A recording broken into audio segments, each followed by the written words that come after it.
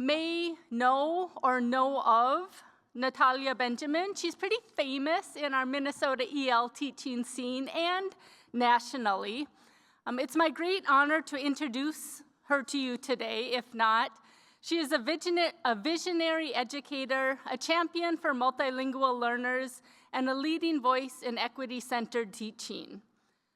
Natalia has taught high school ethnic studies and multilingual learners at Century High School.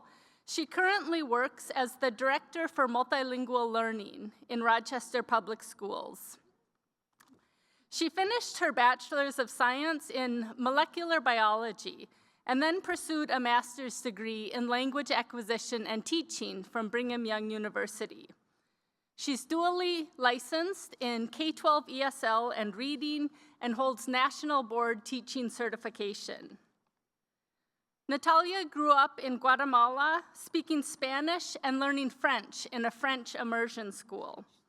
Her passion for language education inspired her to pursue a certificate in heritage speakers and bilingual education from the University of Wisconsin-Whitewater, where she has taught as a guest professor in the Race and Ethnic Studies with Heritage and Bilingual Learners course.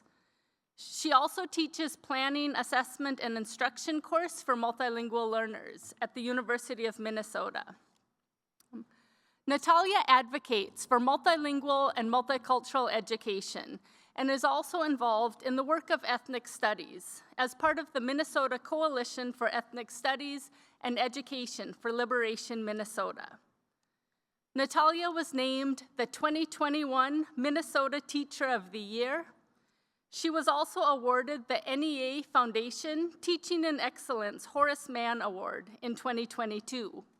She is passionate about the liberation of marginalized students and works on important issues such as identity work, heritage speakers, language justice, and humanizing pedagogies in education. She shares many examples for teachers to enact these practices in her book, which hopefully many of you have read. It's an amazing book. It's a book she co-authored, Language of Identity, Language of Access, Liberatory Learning for Multilingual Classrooms. Today, we are fortunate to learn from someone who not only understands the power of language and identity, but who actively transforms that understanding into action, supporting students, empowering educators, and shaping systems. Please join me in welcoming a teacher, scholar, and leader whose work reminds us what liberatory education can look like in practice. Welcome, Natalia Benjamin.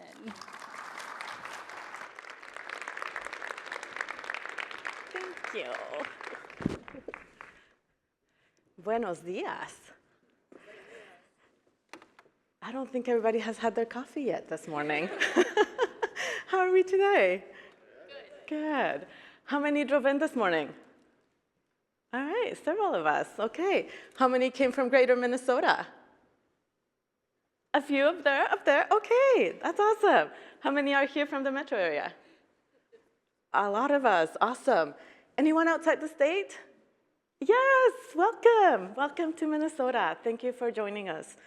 I am so honored to be here this morning, and if you've been to any of the sessions yesterday and you looked at the sessions today, you know that the genius is in the room, right? We've got so many educators and teachers sharing what they're doing every day, and so I'm just delighted to be here. And I hope that as I share a little bit of my story, that we can make those connections and just get grounded in why is the work that we do. And I know your passion. I've seen your why. I've seen your dedication, your countless hours preparing for classes, and just the heart that you put into everything. So this is a special place to be on a Saturday morning. So today I want to talk about how to harness our students' multilingual potential through identity, agency, and rigor. Oftentimes when we think of identity work, we get pigeoned into, but you got to do the standards and the academics and all these pieces. And as multilingual teachers, we know that we don't have to choose, right? We can do identity work, work with complex language and help our students develop their English skills. So we'll do some quick introductions this morning, and then we'll talk about why do we need these positive identities, community cultural wealth, and how we can use that in our educators' role this morning. So I want you to look around you. Are you sitting next to somebody you know? Yes? A few of us? Okay. Can you look around and see if there's any faces you don't know, behind you or next to you? Can you ever say, good morning, how are you? Can you greet them?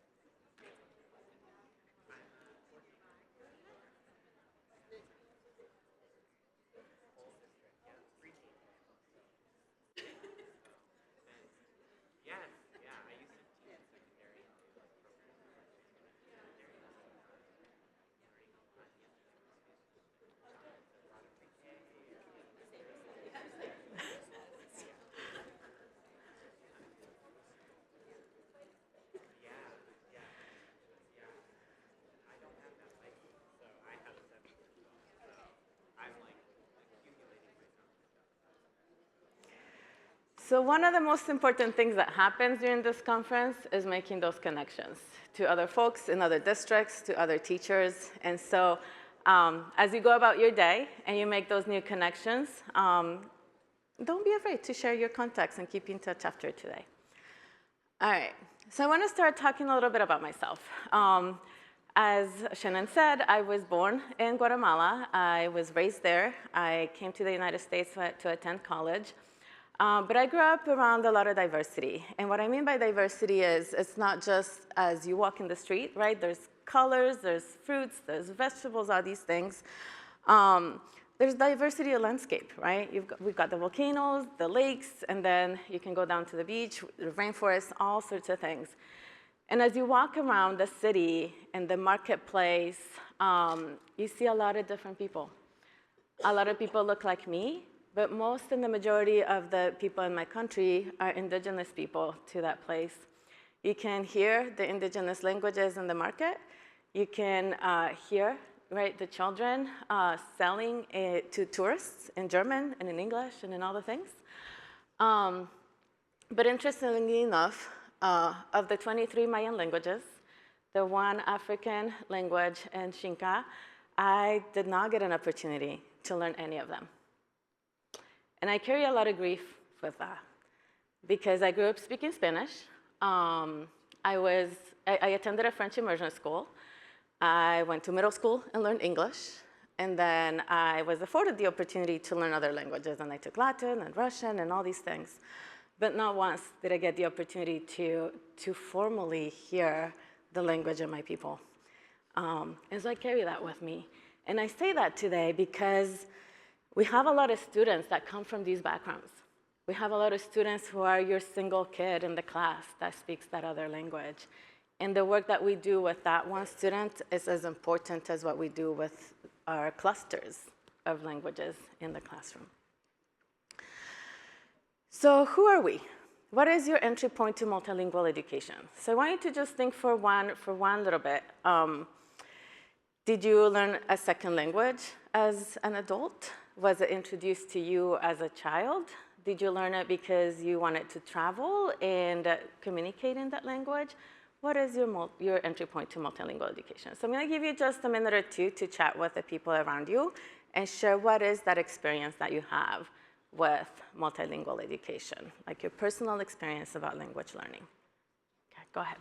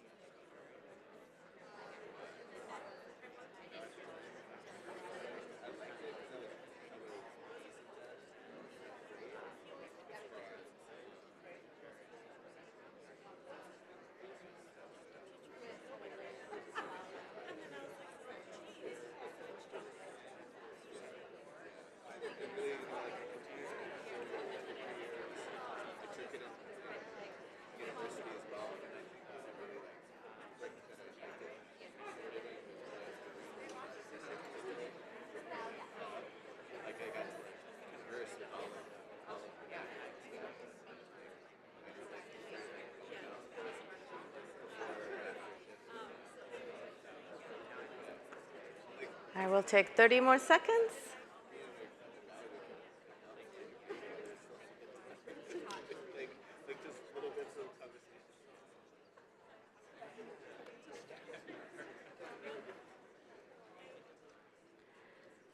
Okay. Are there a couple people that would like to share their experiences? Don't be shy. You can wave your hand, and Emily will come and bring the mic to you. What is your experience with language learning? I heard lots of talking earlier.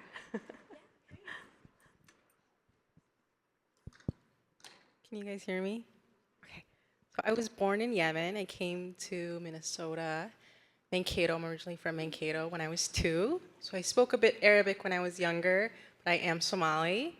And I was an actual EL student when I was younger, but I exited out of the program, I think 5th grade. Yeah, balancing 3 languages. I will say, though, I'm more fluent in English and Somali, not so much Arabic anymore. All right, thank you. One more person?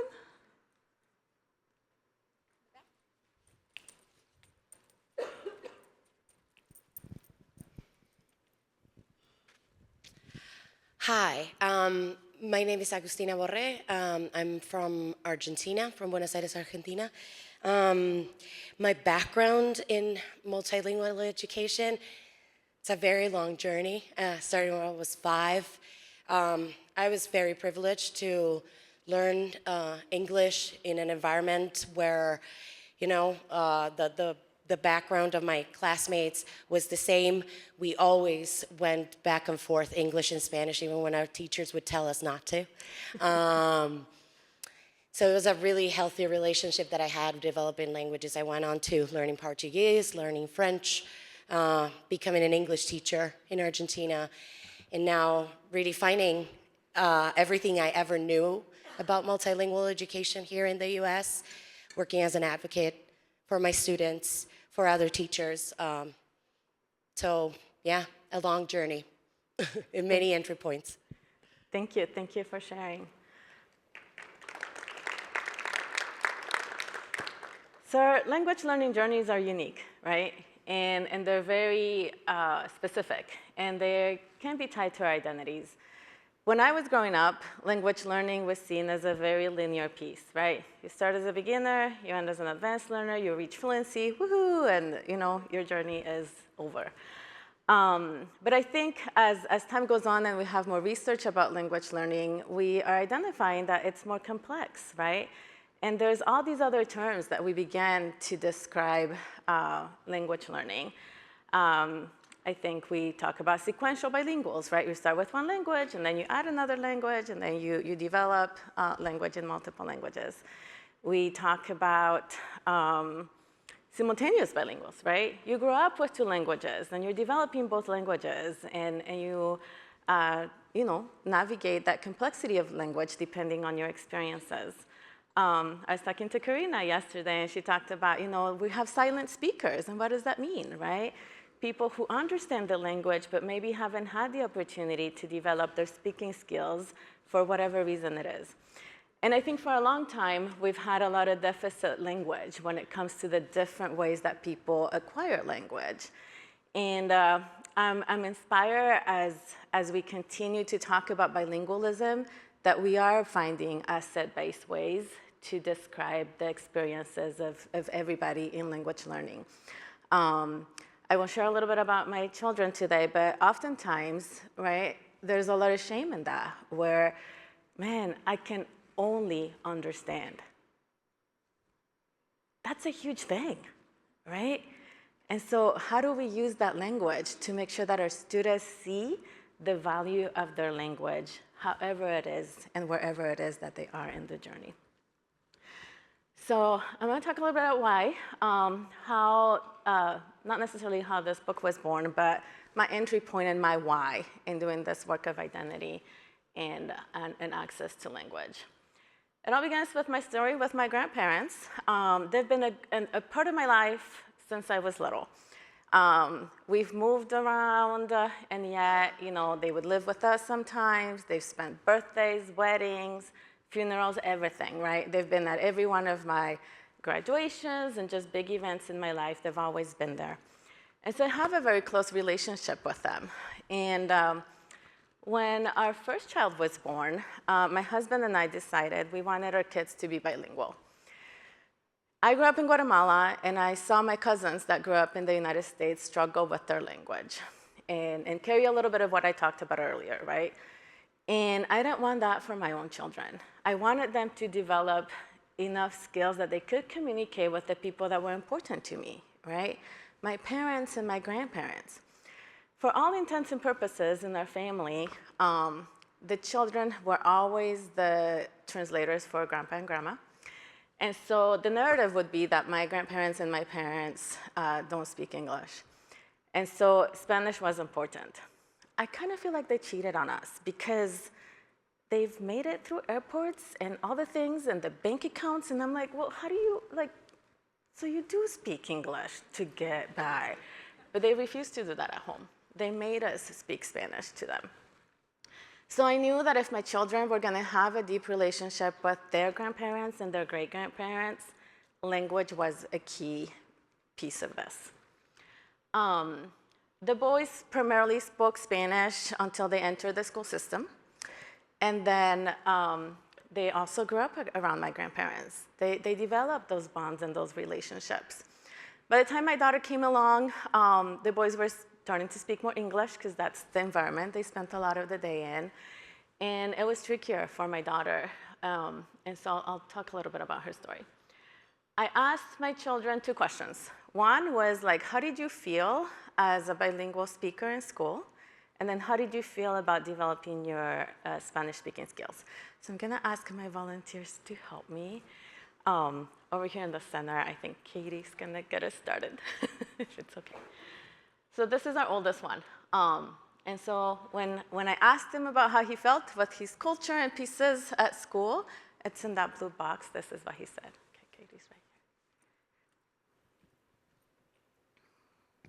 here. I felt like nobody understood me, or like I didn't have a place to even talk about my culture in a way that was recognized. And then asking him about his Spanish skills, he said the following. I feel that some topics are a lot easier to talk about than others, depending on the theme and the vocabulary. With specific countries, it is hard to understand the slang that I'm not familiar with. I feel like I still need to work on a lot, but I am still practicing as much as I can. So he actually went on to get his degree in Spanish in college, and now he supports our interpretation team in the district. But the magic happened halfway in college when he said, I can't worry about all these grammar rules anymore. I'm just gonna speak. And that's when things changed for him, when he started taking risks to develop his language skills and to not be so worried about all the grammatical endings and all the pieces. And that was an important message that I learned. Originally, I thought, if I can teach my own children to read and write and be really good at their language, they'll be fine. But our kids need more than the grammatical of the language. So this is our second one. So we'll do the same. So he said, how did you navigate that culture piece at school?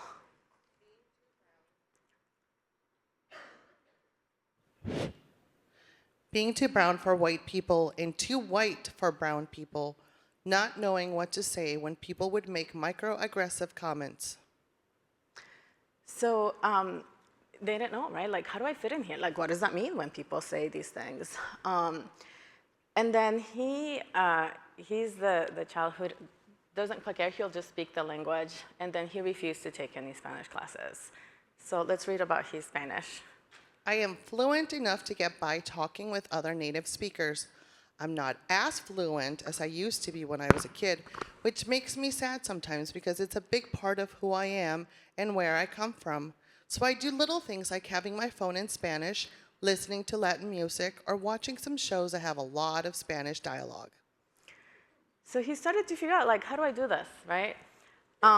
He went on to coach for the minor league Red Sox, and so then he was like, now I need to understand Dominican Spanish and Puerto Rican Spanish and Venezuelan Spanish. It's one of the things that I think he's proudest of, and is just being able to navigate those pieces. But these kids had both parents, who spoke fluent Spanish. And yet, they still struggled with that piece, right? So let's let that sink in. All right, and the baby, she was a silent speaker for a long time. We tried right there, we gotta speak Spanish, we gotta speak Spanish. And then one day she said, Mom, I just wanna be able to tell you how I feel. And I was like, dang, okay, speaking any language you want. She struggled with that. Her sense of identity was that struggle of saying, am I enough, right? Here I am, this is how I look, and that language piece is hard for me. So we'll read a little bit about an essay she wrote for college, but it took a lot of time for her to do this. So I'm gonna have my last volunteer read that part. He's over here. If you wanna just read what's in you can read both boxes, please. Having to deal with tokenism or uniqueness, you're not half of anything, but double the amount of great. I finally believed it. I feel comfortable talking and understanding, but it took a lot of pushing to get me there. It's hard to read and write. I love the connections it makes for me. So one summer, we went home to visit my parents, and she decided she was just gonna stay for 2 more weeks with 2 of her best friends, and I'm like, okay, have fun. I'll just have my brother be your Uber driver pretty much for the full 2 weeks. And she came back and she's like, he made me do everything. She had to go check in the hotel and just do the negotiating and those pieces. And she came back and was like, I can do this. Being put in a position when she had to use her speaking skills made her, well, it was a little bit of a swimmer sink situation, but she had it in her, right? And having that opportunity to be able to practice those speaking skills made a difference for her. So we're gonna read a little bit of her essay, and I asked our friend back here to read. Sorry, Emily, you're getting your steps today. And so this is what she wrote for her college application.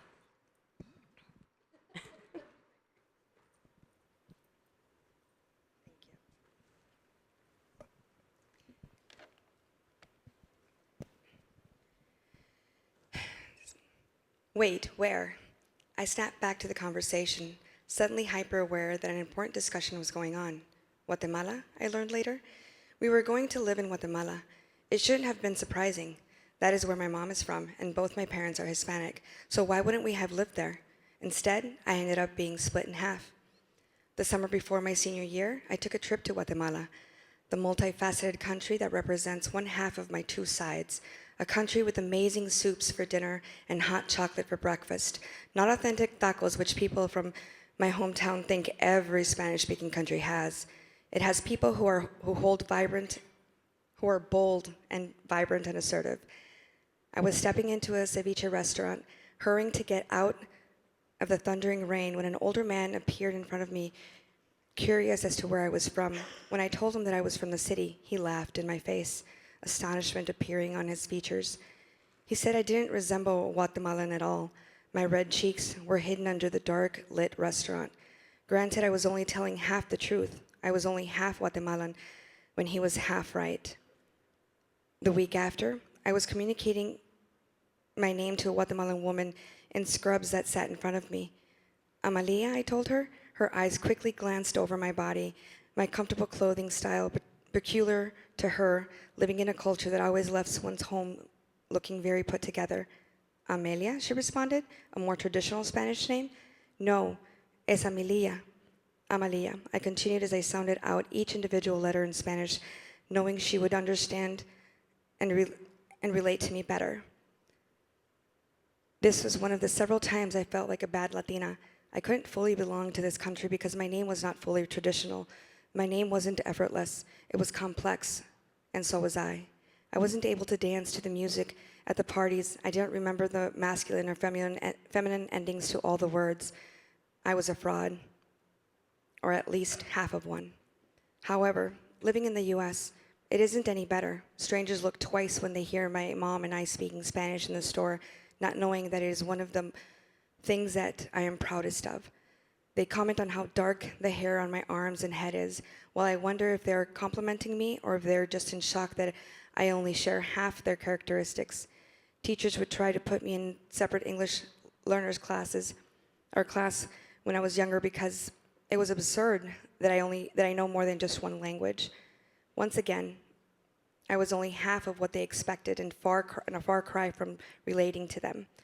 Considering the challenges of not having a very diverse support system of Spanish speakers where I lived, the city only having a Hispanic population of less than 6%, I was trying to fit myself into two very different molds.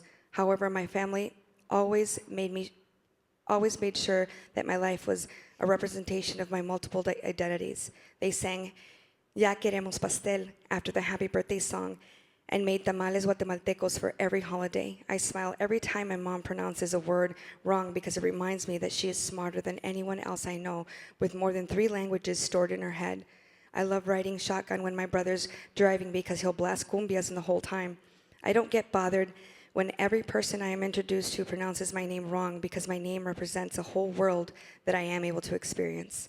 My mom once told me, "You're not half of anything, but double the amount of great." I finally believed her. Thank you. When I started my journey as a language teacher, I did not understand the importance of this identity work because I grew up as a sequential bilingual, right? I grew up learning a language and then adding other languages. I didn't grow up in a place that forced me to learn one or the other.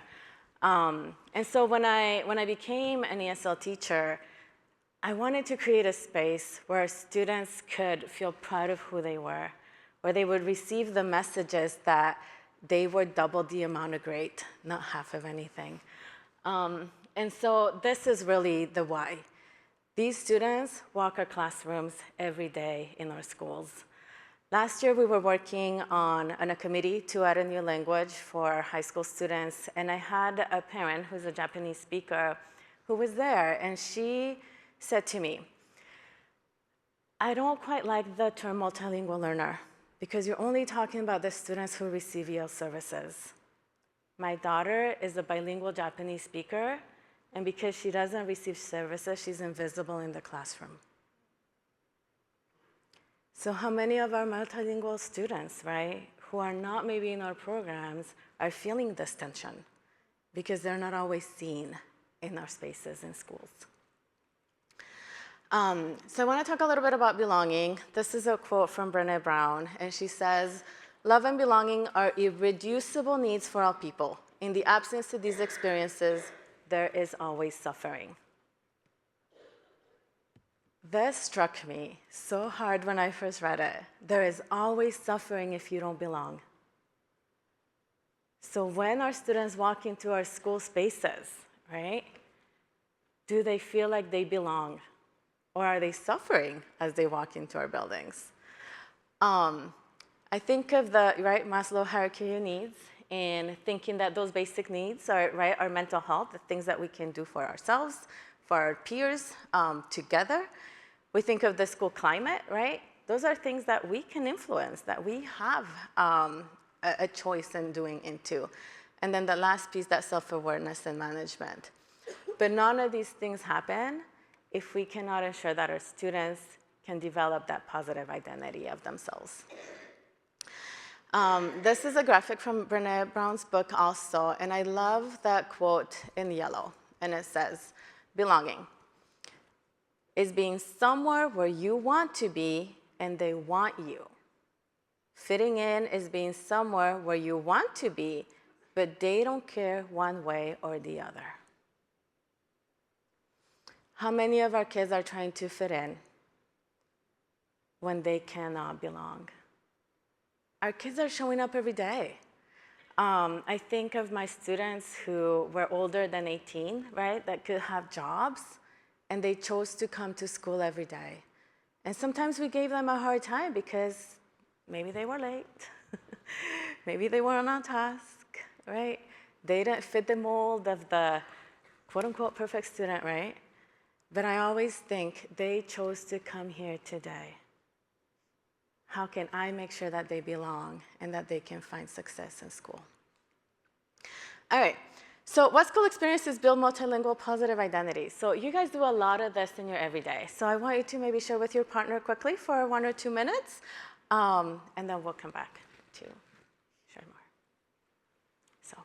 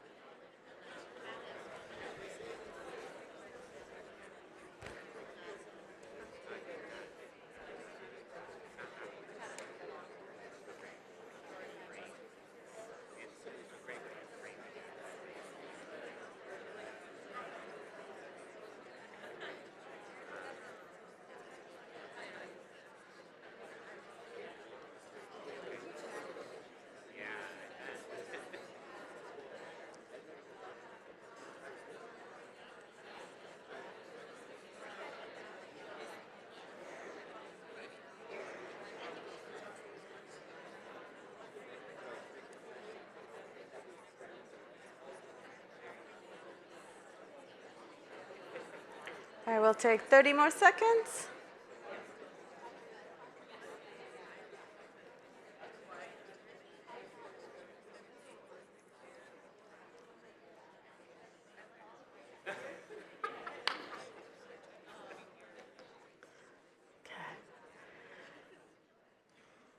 So one thing that I reflect on is, if you talk to anybody in school and you ask them if they believe multilingualism is an asset, I think 99% of people are going to tell you they do believe this.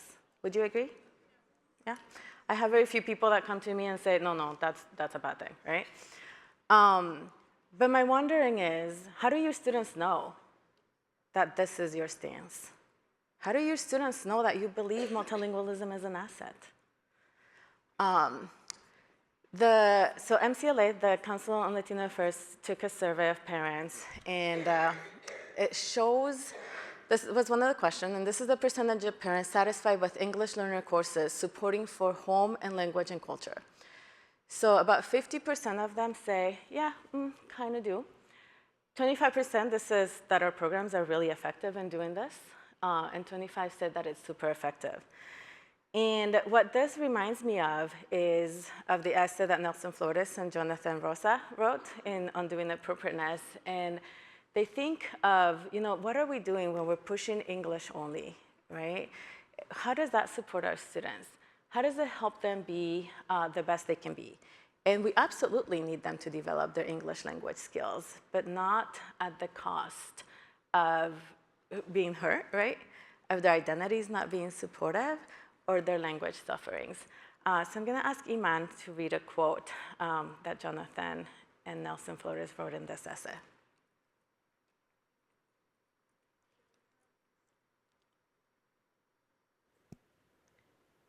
Building on these critical views of linguistic prescriptivism, scholars have called the question assimilationist approaches to a language diversity. Specifically, these analyses have critiqued subtractive approaches to language education in which language minoritized students are expected to replace their home language varies with the standardized national language. In contrast to subtractive approaches, many language education researchers and practitioners have embraced additive approaches that promote the development of standardized language skills while encouraging students to maintain the minoritized linguistic practices they bring to the classroom. Additive approaches attempt to reframe the problem of language diversity by emphasizing respect for their home linguistic practices of minoritized students while acknowledging the importance of developing standardized language skills. Thank you. And I think this doesn't only apply to English, right? Our students that are coming from Spanish-speaking countries, many come with diverse language backgrounds. I was listening to a program that does tutoring, and the parent was from Guatemala and said, you know, my kids are not speaking Ixchil at home anymore. Like, what do I do, right? Like, that is their primary language, not Spanish. And oftentimes our systems are not set up, right, to look at this language diversity of our students, and we just label them as Spanish speakers, and here we go. And so I often think of what is our role, right, because we do want to be very explicit in how we develop those English language skills, and what else can we do to encourage and support the sustenance of home languages. So one thing we're doing in Rochester Public Schools is really trying to spread this idea of translanguaging, but also to normalize multilingualism. This can be tricky if you're a monolingual speaker, right? I think oftentimes we hear from teachers, but I only speak English. How do you want me to do this? And it's tricky. As a trilingual speaker, the amount of times that I had students that were Spanish or French speakers in my classroom was like this big. There's a lot more Spanish speakers in our district now, but when I was in the classroom, it was a handful of kids. And so our stance, right, is to support them. And I remember very clearly when I was in a beginner language level class, and here I'm trying, right, to explain all the things and all that, and the kids are still looking at me like, we don't get it. So I try something else, and they're still like, And so one of my students who spoke Somali volunteered and said, can I just explain it? And he did, and then everybody's like, oh yeah, and I'm like, well, we could have done this 10 minutes ago. And so, right, how do we facilitate those pieces where really our students can help do that piece and that it's okay? I think there's a lot of nervousness still, like you're like, well, how do I know they're on track, right? Are they gonna be misbehaving? Are they gonna be talking about things they shouldn't do? And I'm like, you can always tell when they're doing what they're not on task. But it's been great to see what this has done over several years. We had this last year, we sent something to all staff saying, okay, try your stance, right? Like show your kids that you believe that multilingualism is it and have them be visible. When you're doing your get to know activities, ask about their languages, ask about their language practices. And I heard a couple comments from an art teacher, for example, that said, you know, I tried it, and the conversations were so deep and rich, and they got to know each other. And I found that this one student speaks Chatino from Mexico, and I had no idea. And then she's like, and what is Chatino? And that curiosity, right, that now the teacher knows something about that student that otherwise they wouldn't have known. I think I'm gonna put some of our friends in the audience on the spot for a minute. So we started our translanguage training this last week, and one of our facilitators is in the room. Jaden, do you want to wave? And our teachers are hungry for some of this. I think oftentimes we see the other part, right, where teachers are like, what do I do? This is hard. I don't know what to do. Or, we get people that are very nervous about trying things, and we paint this picture of, we have a lot of work to do, and we do, but our teachers are ready. This is a text message I received from that session. Thank you for helping me make this a priority, right? Our teachers want to know how to do it.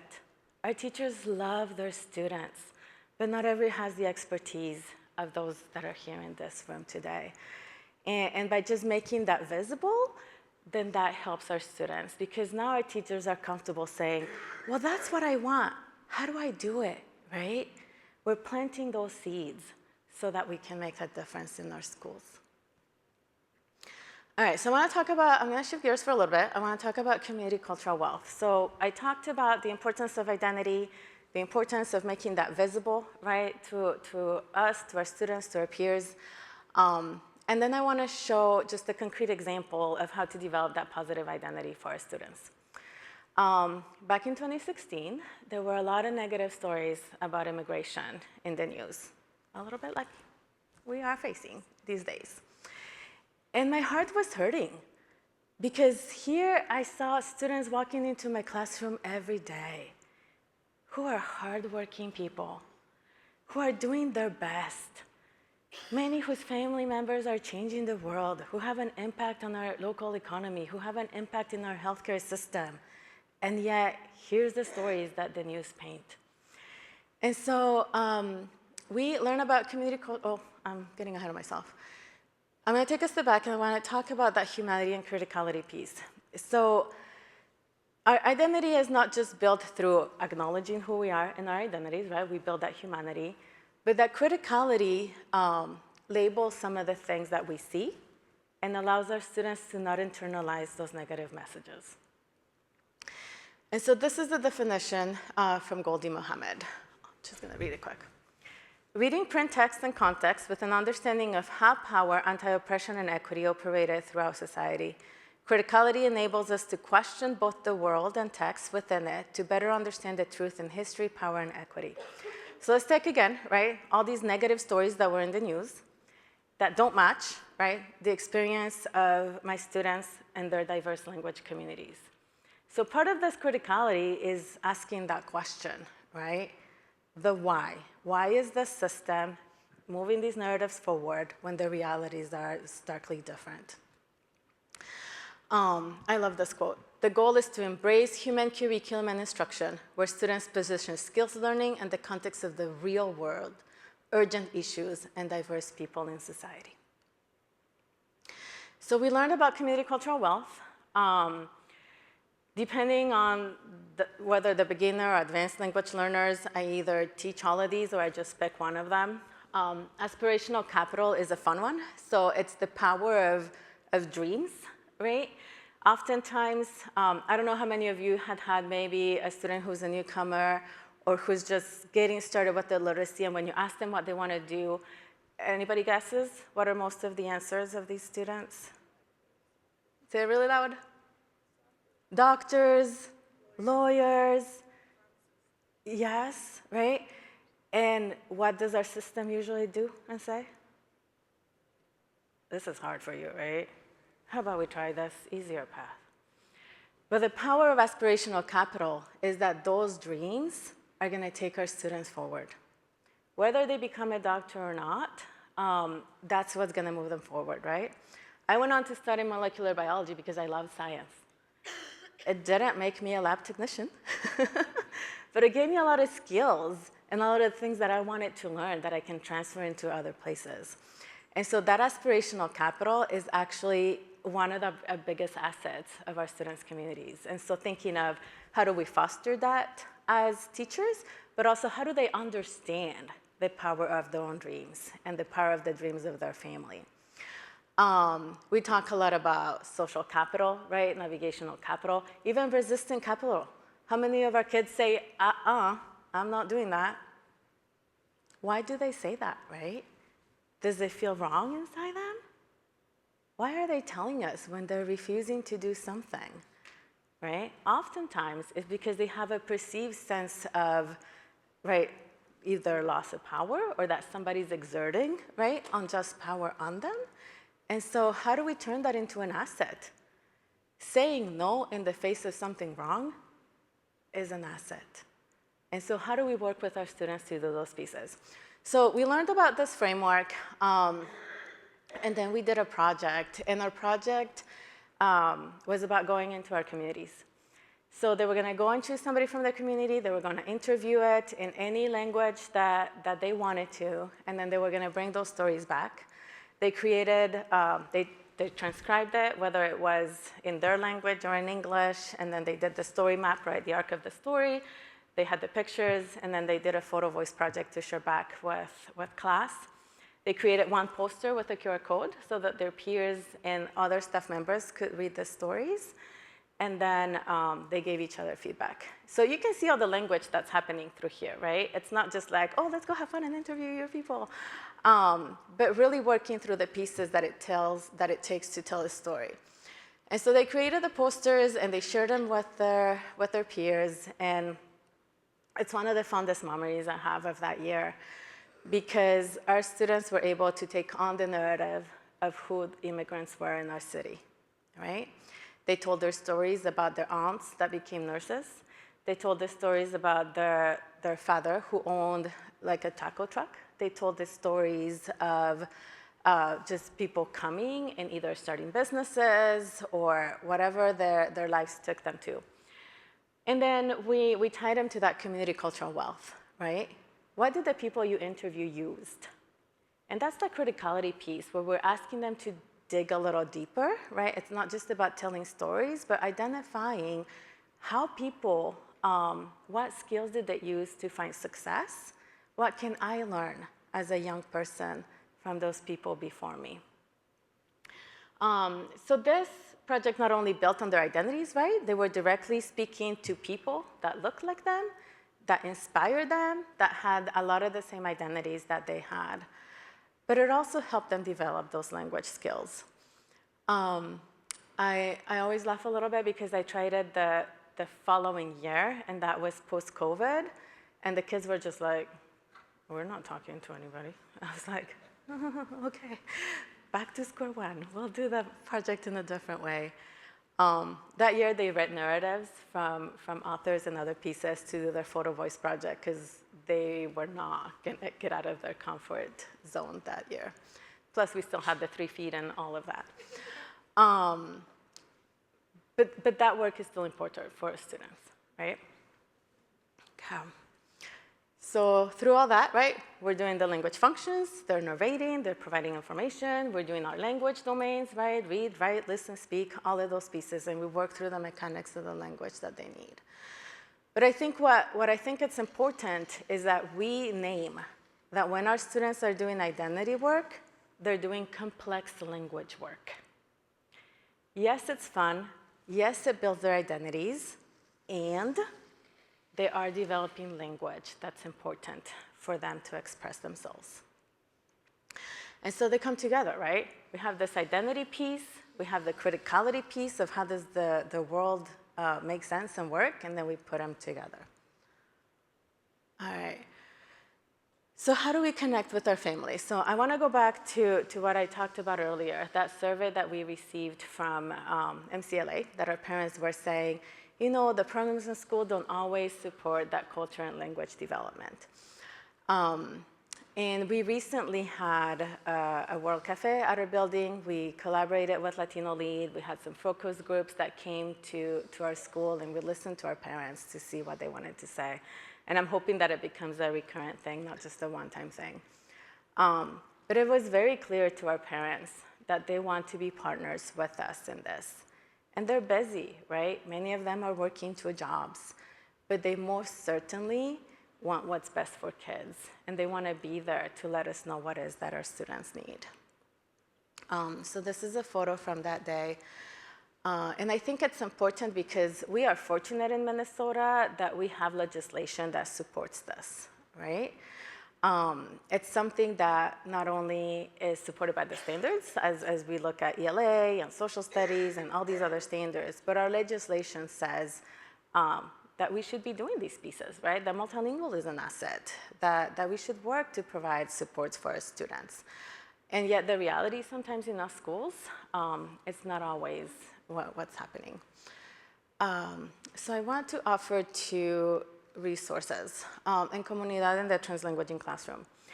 One of the things that came super evident to me as I was studying translanguaging and those pieces is this idea of juntos, right? We don't always open the door to our families.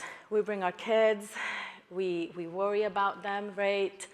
Some come with high literacy skills, some come with high oral skills. We do all the advocacy, we work with the teachers, we do all those pieces. But we don't always do the juntos part with our families. That can be challenging. Communication can be hard. Timing is hard, right? Sometimes the best time for our families to talk to us is at night. And most of us, yes, you all work at night, but it's not part of your contract hours, right? And so sometimes it's hard to navigate those pieces. So I want to share a quick story with you. This bright 9th grader that came into the classroom was a very charismatic boy. He was the oldest of his family, and he had a beautiful smile, and I think he could get away with anything. And yet, literacy was so hard for this student. School was hard for this student. So as I started asking questions, I'm like, okay, let's figure out this kid, right? Like, what's his story, those pieces. I found out that the first time he stepped into a school was when he was 11 years old, so 3 years prior to coming to the high school. And so his literacy skills were still developing, right? And so all of a sudden, it's like, oh, things make sense now. And we started talking to the family, and sometimes behaviors at school versus behaviors at home don't always match. And we think, and as you get to know this family, and they share the story of how this young man, who maybe was off task at school, was really a leader at home, right? He took care of the younger siblings. He took on a lot of responsibilities. And so you're like, okay, so he does have those skills. How do we draw that into the classroom? His dad mostly spoke Somali, and this was a little around the pandemic, between and before, and we do have a wonderful team of interpreters, but we didn't want to do like the whole thing. Like sometimes he'd just come to school and office would be like, we've got a Somali parent, we don't know what to do. And I'm like, okay, I'll be right there. I don't speak Somali, but the parent is there, right? So how do we talk to you? And we're just texting next to each other, right? And he can figure it out that way. But he was so invested in his child being successful that he was like, I need you to send me reports every week of what he's missing, of what's happening. At that point, we didn't have talking points. We do now, which is kind of fun. And he didn't really do email. So it was like, well, what's the best way to work together to support this student? So he just wanted me, right, to send screenshots every week and just let him know what happened. But that was the juntos part, right? There's things that our families can leverage that me as a teacher at school cannot. And so it's that partnership of working together and building that relationship that we all feel comfortable enough to do that, right? And then the students are like, but you have my dad's number? I'm like, yep. And they're like, okay. I'm like, yep, we talk. So how do we do that all together? And so this is part of the LEAPS Act, right? Include parental involvement, strategies to engage parents in language learning and academic achievement. How do we help our families understand our system and navigate those pieces? They're as important as anybody else in our schools. Cool. So what do we do? Where's my classroom teachers? All right, can we give you a round of applause? Yeah. So this is me and my parents, and I think of how do our English learner courses support that home language and culture, right? You have that power in your classroom to inspire your students. You have the power to open the door and say it's okay. I had an EL teacher come the other day, and she said, you're gonna love this story. When I was calling families to find out about their language practices, to know if we needed to screen them as kindergartner, this mom said, nope, my daughter really can only say hola and gracias, like she's really not a Spanish speaker, even though I speak Spanish. And so she wasn't screened. And she's in this classroom where there's a few other Spanish speakers. And this kindergarten teacher set up the community in a way that multilingualism became visible. And during parent-teacher conferences, mom comes and she's like, I don't know what you all did, but my daughter came home and said, I need you to teach me Spanish. How many times, right, do we as teachers do something that's going to allow that student to embrace their multilingualism? That they can go home and say, Mom, teach me, right? Instead of like, that's embarrassing, right? Because those are the messages that sometimes we get if we're at the grocery store and we get, a side-eye look. So as teachers, we have that power. We have the power to make sure that our kids know that not only they are an asset, that their language is an asset, and that their families can support that piece. We don't always have the structures of school, right, to develop every language of every student that we have in front of us, but we definitely have the power to plant those seeds. I was in a chemistry class once, and I was talking to this wonderful Arabic speaker, and I was like, well, how do you say that in Arabic? And she's like, oh, this is chemistry. And I was like, okay, that's fine, right? And then she came back the next day, and she's like, I asked my mom, and they had this whole conversation on how this was said in Arabic for chemistry class. And I was like, that's amazing. Now you can teach us, and you know how to do this. All just because I asked the question, how do you say this in your language? How many times do our students go home and talk about what they're learning at school, right? I didn't have to make her do that, but just one question can inspire them to make those connections. All right, where's our school leaders? A few? Okay, I think there were most of us yesterday and a couple days ago. Okay. But I think of what we can do, right? Not only to support that two-way partnership, but to inspire our teachers to say, this is the norm, right? This is what we all do, so that we can set those expectations and work together to get there.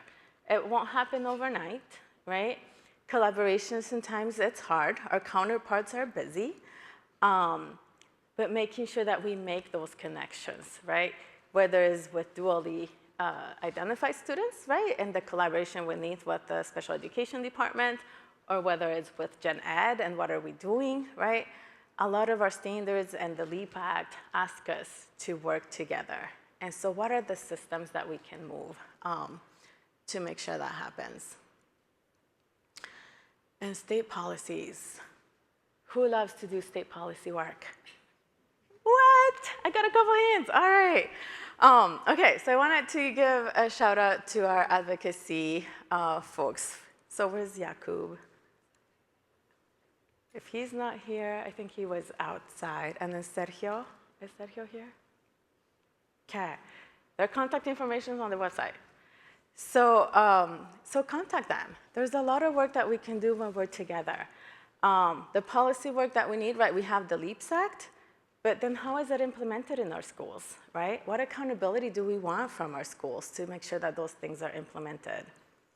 What else do we need, right? Do we need more funding for bilingual education? Do we need funding for teachers? Do we need policies that ensure that we have the right ratio to student, that we have the right funding to provide our services? We did get an increase, right, for EL a couple years. Is it 2 years now?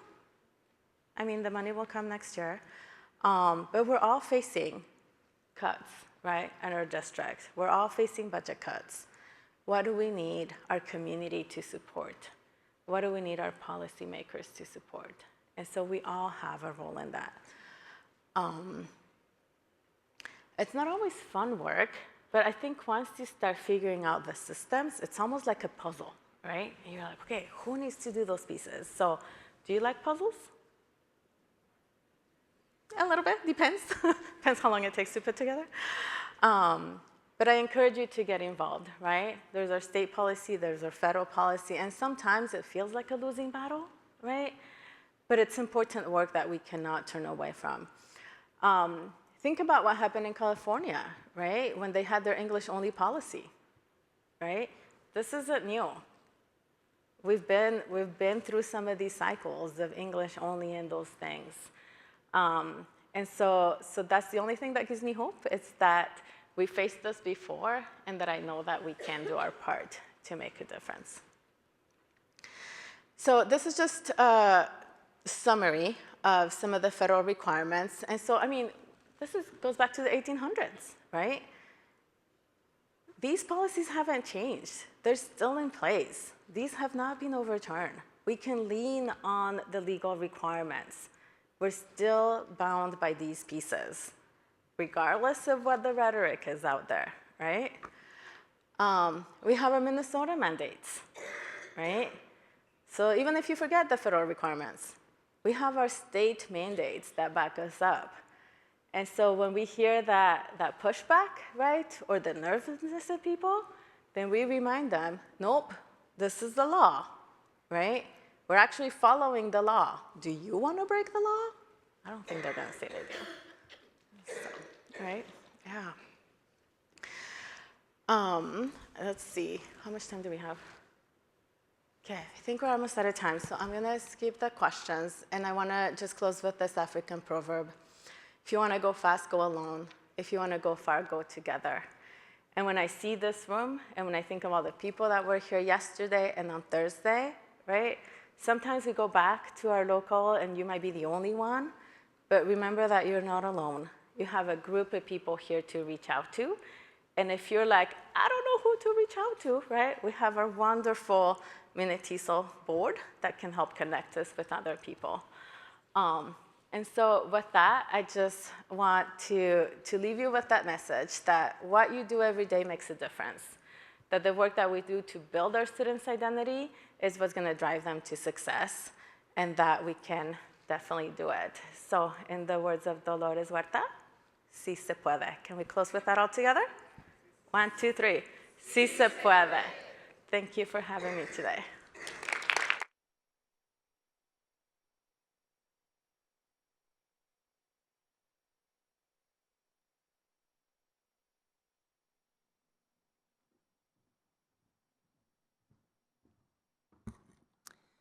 All right, thank you very much for that wonderful speech. Are you open to a quick Q&A? All right. If anyone, does anyone have we have about 5 minutes. So if there is a question that anyone would like to ask, we can do a short Q&A before we break.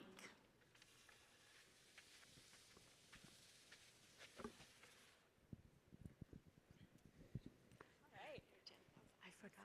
Thank you. Hi, I teach at the university level, majority international students, and I always know that there's so many things that are truly relevant in all of these discussions. But there's some things we also can't do for FERPA reasons. We don't have the ability to go and interact with parents and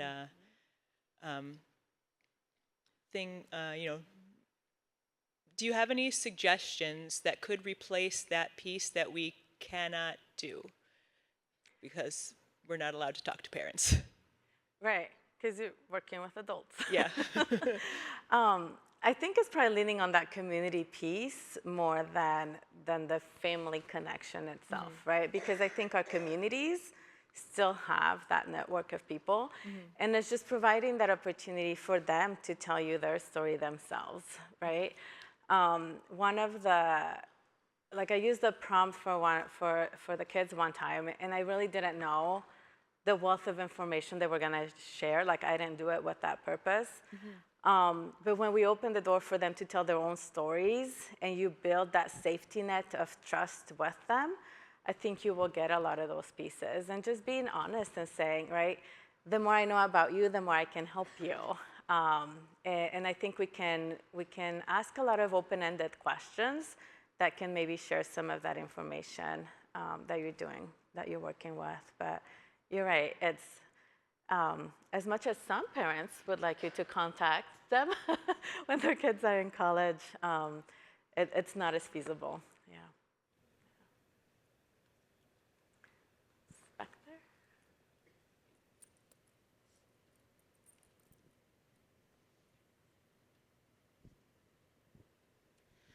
Hi, I work in adult education, and so we are working with the parents of the children in K-12. And so I'm wondering, a two-part question. So as we are working with parents, many of whom are new to the country and new to the school system, what are one or two recommendations that you would say we should be giving information to the parents about what they should do to form strong bonds with the community, with the school community? And then if you have any suggestions for how adult education programs, again, who are working with the parents, could better partner with K-12 programs working with the children, I would love to hear that. That's such a great question. How many have their adult program connected to their K-12 district? A few? Okay. Yes. We don't always talk to each other, do we? And that's such an important connection, because when we think about that family engagement, right, they're already talking to you. And us in K-12 are like, how do we get to our parents? And so I think even just reaching out to that local people of, okay, what are you guys doing? What are we doing? How do we do it together? Because there's not enough hours in the day, oftentimes, to add more. So I think that's also a self-reflection question for me, to make sure that we're talking to our adult education folks so that we can do things together. So that's one thing I can think of. I think one thing that we're working on, and this came out of requests from our teacher, is they wanted us to build like a welcome packet for our families. So they almost had like a one-pager for attendance, one-pager on how do you communicate with the family, one-pager on those pieces. And so it makes me wonder, and this is hard because every building's different, right? Every building has different resources. Some buildings have social workers, some buildings have community school facilitators, right? Who's that person at the building that can help them navigate the system? And so I would maybe ask, what does your school system look like, so that you can identify the people that they can tap into, right? Oftentimes, it's the EL teacher, right? I mean, how many times did you get a text about absences that you had to forward to the office, right? So oftentimes is connecting them to that one person in their school. So is it their EL teacher? Is there a community school facilitator? Who's the person that can help them navigate those pieces? And I think because you're on the adult side, you're almost like outside the system too, right? And so you also have to figure out how to navigate that system before sending your parents to X, Y, and Z. And so I think just making that a little bit more visible. Who is that one person that can be the connector at school? Sometimes it's even our interpreters, right? And the interpreters might know who to call and where to send people.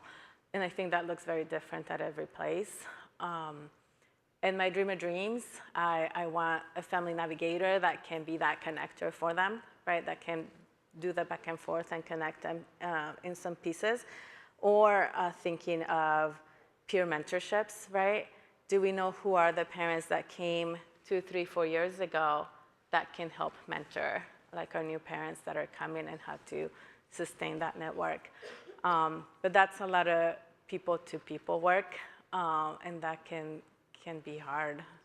That's all I can think of right now. Anybody else has any other suggestions?